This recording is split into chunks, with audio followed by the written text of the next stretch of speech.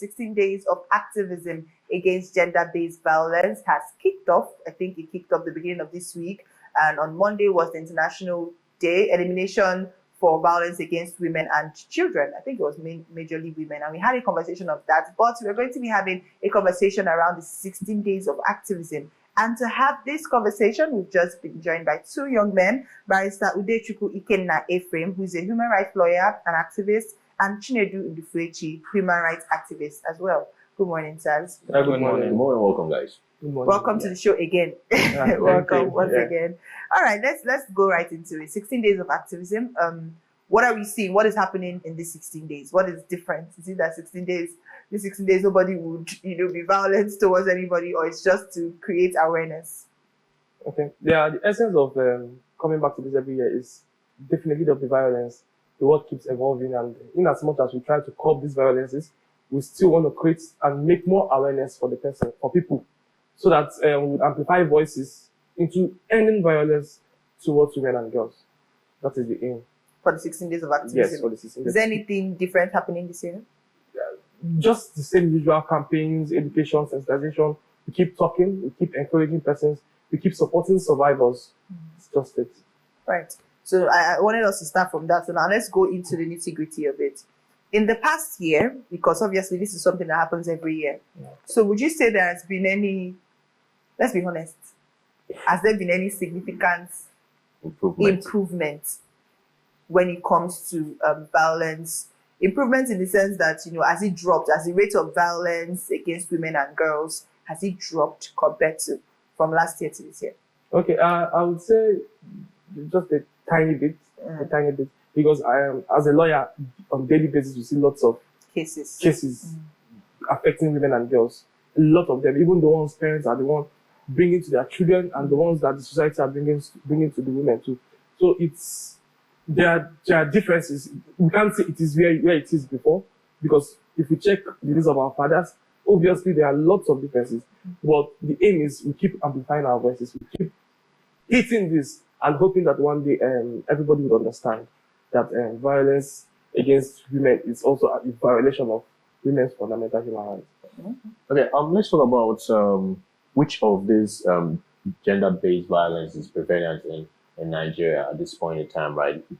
First of all, we have to establish that before we even go into the remedy, and also what the campaign, is all about, this period. So let's first of all have that conversation on which of these gender-based violence is prevalent in Nigeria. Okay, there are a lot of gender-based violence that is reoccurring in Nigeria, and one of them is the issue of domestic violence. So many women who are in marriages and even maybe in their parents' house undergo domestic violence at different levels. And then we also not fail to talk about the fact that many people are also into child marriage, which also endanger women and then put them at risk of domestic violence. So I would say that, the issue of domestic violence in the house is a very big issue, and then child marriage and the rest. Okay, talking about child marriage, is up north, right? You say girl of 8, 9, they are pushing her to go marry an old man, like 50-something, 60-something, or thereabouts. So during this campaign and together, and pushing for things like this to stop. Now, my issue is culture and religion. So how would you try to convince somebody who, is in depth in believing what the culture is and what religion is in averting this kind of violence?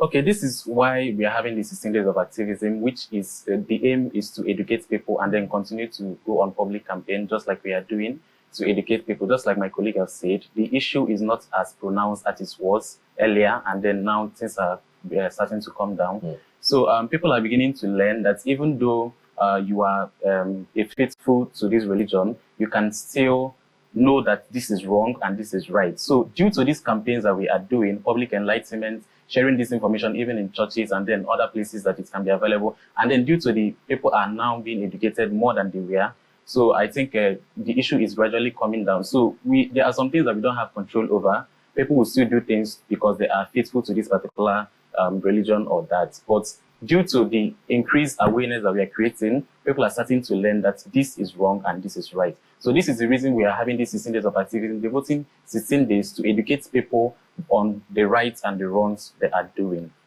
Okay. So I want to bring to. Okay, you want to say something? Yeah, I think let me put more light. Okay. On what my Okay. Go colleague ahead. said, Go right? ahead first. So religion is one part, right? Yeah. Then we have our laws, which is the 1999 Constitution is supposed to be the ground norm, right? And it has said that every human has the right to dignity of human person and rights to be free from degrading human treatment. And I feel these early marriages are boils down to violations of fundamental human rights.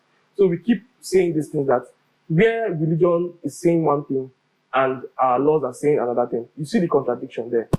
So that is why we keep trying to sense it. Even female genital mutilation is still a thing. In as much as we are trying to say, okay, stop these things, but there are still villages like this that the parents still take their children for FGM. And the essence of this is to keep emphasizing on the need, educating persons. Because at the end of the day, we might not bring suits or we might not bring legal issues against this person, but we keep hoping that our voices will be heard and people would understand and see that these things affect human rights. And human rights are not just for one particular gender, or it's for everybody, right? So we say, okay, if you can understand, I think you'll be able to merge religion and make it compatible with our laws. Okay. What I wanted to ask you was, let's talk about patriarchy, right? And sometimes what our mothers, how they absorb all they felt and meted on when in marriages boils down to what the girl child, how she will behave when she eventually married, or she is going to condone, right? And not speaking up, because they always tell you patience. When you marry, you have to be patient, right? Endurance, and because you have to respect their head, which is the man. So whatever the man dishes out, you have to take it. You're already married to him, or you love him, and all. So apparently, when the girl child is watching these things, how their parents the mother was behaving, growing up and all that. When she too is married, she would want to mimic and tell her down what the mother's behavior, and wouldn't speak up when some actions are meted on her, right? So let's talk about this and the effects on women, the girl child. By the way, going regards this campaign you guys undergoing. Okay, it's actually a reality that girls try to imitate or learn from their parents. But like we've said, these things are things that were more predominant in the past. I would say this generation that woke, I think, would agree with me. And that's the reason why there's so many broken marriages. Yes. This generation that woke, that is why you see most girls don't take nonsense. They feel, okay, this is it. I was reading this morning where somebody said, okay, my husband bought his mother a car, so therefore I'm no longer interested in the marriage. I should be able to decide how he spends his money. These are things that our parents would not even, they'll just go in with it and be quiet. But this generation, they feel, okay, they are wise enough to make their own part. In as much as they still pick one or two things from their parents, they still have their own voices. And part of our activities this 16 days is to go to schools. That is why we say education, sensitization, go to schools, majorly secondary schools, because these are where these messages could be. Now, we could not be able to reach the mothers. I think we should be able to reach these children, the young ones, yeah. Be able to speak out. Speak up whenever you face issues. I was also listening to one podcast where a mother was complaining how the father was defiling the child, the daughter. And this child has been quiet. So these are the things to say, speak up. Because at the end of the day, we cannot do anything if you don't speak up. The Human Rights Commission, they are there to take your complaints. So we say, speak up. And that is why we keep emphasizing this, putting up our voices to the highest volume to say, come out and speak up. But it's still a problem because most persons feel, they feel some type of way coming out to say, this is what happens to me. And the society still looks at them differently. So it's still a challenge. I want to, when people speak up, because I've heard of cases of, they speak up and maybe the perpetrators or, what's the word? How am I forgetting all the words. So when somebody does something to you and you're the victim, the person that does it to you, what's the person called? Okay. You actually got it the first time. I told you. What did you ask? I really should not go out on a work night. So yes, the perpetrators would go behind their backs and maybe try to bribe them, and then have the lawyers look like fools in court because they will not want to testify and all of that. So how do you deal with making sure that these victims stand their ground to make sure that they get justice? Because I know that poverty is a very prevailing cause of, when it comes to abuse and all of that. So how do you make sure that when these victims speak up, they speak up to you, they get justice, and not along the line somebody who is influential, the perpetrator will just come and maybe pay them off or something like that? How does that work? How do you navigate that? That is a very difficult thing because, recently I had a case, but it was fine in the north where a neighbor got a 14-year-old pregnant. And at the end of the day, they are trying to buy the girl's voice. Now, on our own part, we're trying to encourage her to say, come out, you deserve justice, right?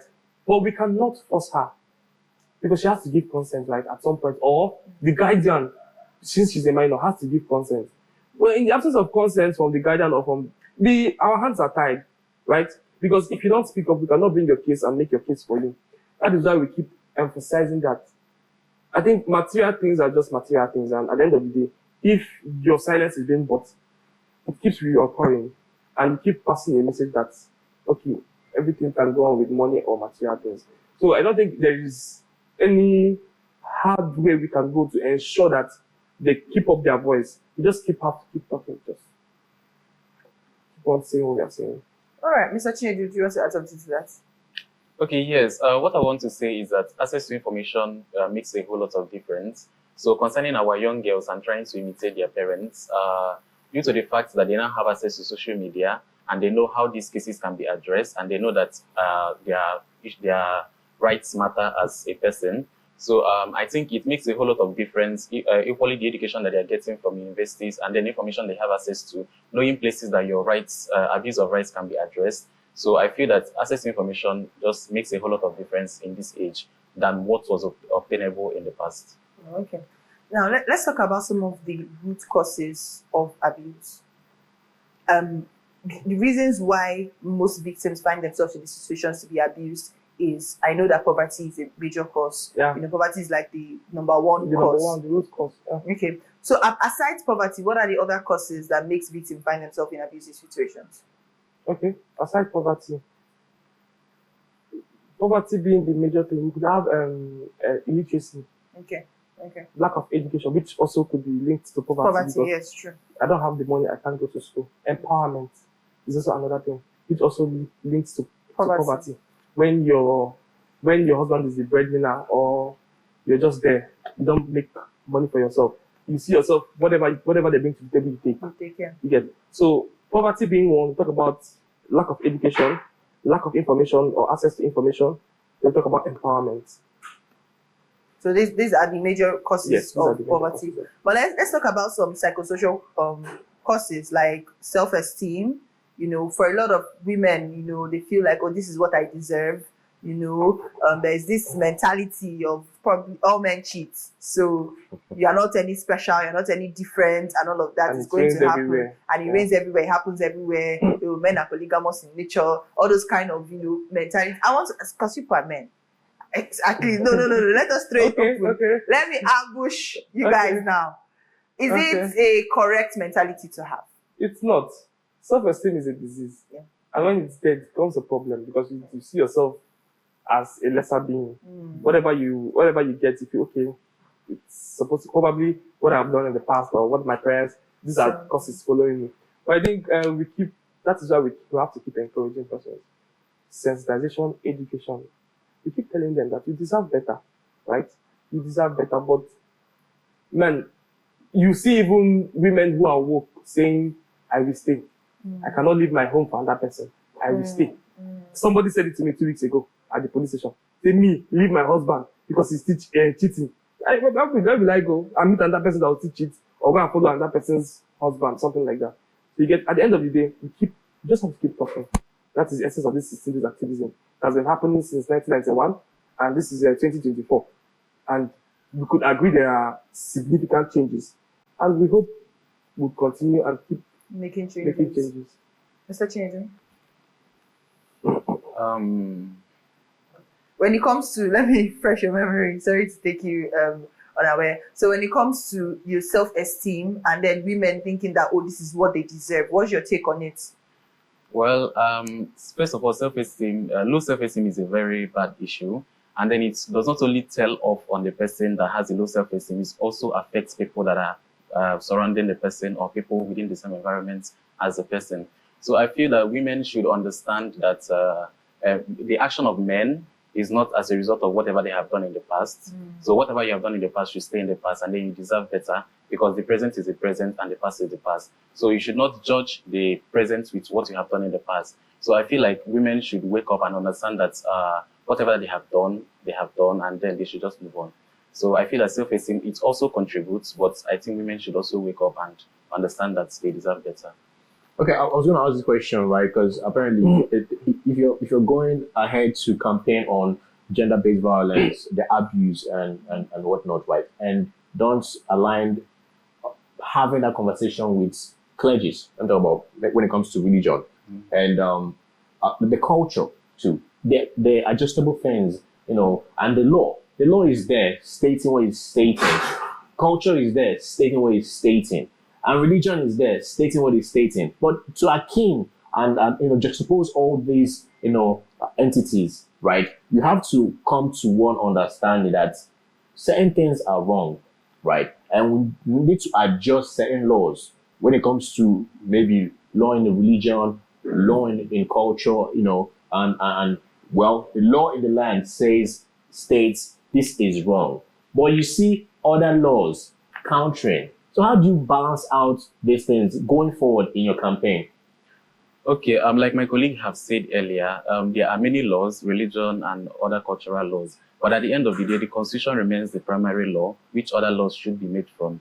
So I think other laws should come from whatever the Constitution is saying, because if the Constitution says that an individual have a right to life, that is final. So whatever the Constitution says remains the final say whenever it comes to law. So all the religion and cultural aspects should work towards aligning their beliefs and then their attitude towards the law of the land. Yes. But you see up north so many of them counter the law of the land with the law that the religion states and even their culture. Yes, they counter it based on their religion, Belief system. Yes, and then maybe that works for them, but it is not what it's supposed to be. So that is also why we are having this campaign, to educate people and tell them that gender-based violence and any form of violence against persons are not acceptable. Okay. So with this campaign, over time, we believe that the politicians are listening on social medias and then other forms of places while we end this campaign. All right. So on a final note, what do you think are some of the solutions, or what can be lasting solutions to gender-based violence in Nigeria? Well, there are no lasting solutions. We just keep making the noise. Keep making the noise. It won't stop. I'm telling you, it won't stop, because I am a man. I would have a child. I'd have a girl child, and I want to protect her with everything I've got. I'd have a wife. I have sisters. So I would want to protect all of them with everything I've got. So, in as much as there is no, if there was a single remedy, or let's say if there are 5 remedies, we would have done that a long time. Yeah. Right? But there are no remedies. So we have to just keep making the change, amplifying our voices, coming together, because I alone cannot do it. You alone cannot do it. We have to come together. See the education, the sensitization, the awareness, the campaign, the rallies. We have to keep on emphasizing it until it sinks in. All right. I think that's the major thing. We need to keep on emphasizing until it sinks in, and also, as much as we can, if we keep talking, if we keep empowering our women, if we keep letting our men even know where they are wrong, that exactly. The fact that you saw your father do it, or you saw your uncles, or you saw your family members do it, doesn't make it law. It doesn't make it right. It can end with you. You can break the cycle, and hopefully things will get better. Yeah. And we also hope survivors will come out to speak up. Yeah, more survivors. We want people to speak up, because if more persons come out to speak, I think actions will be taken and lessons will be learned. Because if you see somebody as an example, I think we want to do better. So we encourage survivors to come out, share their stories, encourage other people to speak up.